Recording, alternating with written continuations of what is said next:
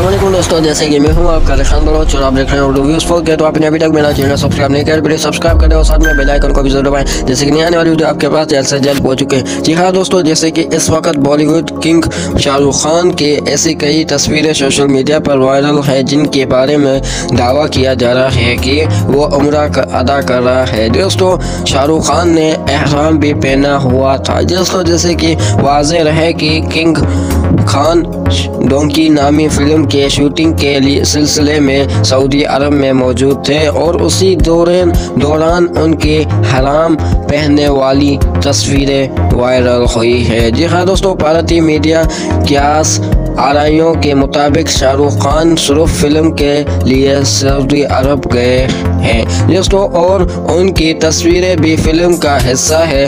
बल्कि अलबत्ता सऊदी अरब कानून के मुताबिक मक्का और हरम शरीफ में शूटिंग के सख्त मना है। सोशल मीडिया पर मौजूद काफ़ी लोगों ने शाहरुख खान की तस्वीरें और वीडियो अपलोड करते हुए लिखा है कि शाहरुख खान उम्रा कर रहे हैं दोस्तों। अलबत्ता इस हवाले से फ़िलहाल कुछ भी वसूख नहीं कहा जा सकता। तो चलिए दोस्तों, इस वीडियो को आपने एंड तक देख लिया तो आपने अभी तक मेरा चैनल सब्सक्राइब नहीं किया, प्लीज़ सब्सक्राइब करें और साथ में बेल आइकन को भी जरूर दबाएं। तो इंशाल्लाह नेक्स्ट वीडियो में आपसे मुलाकात हो।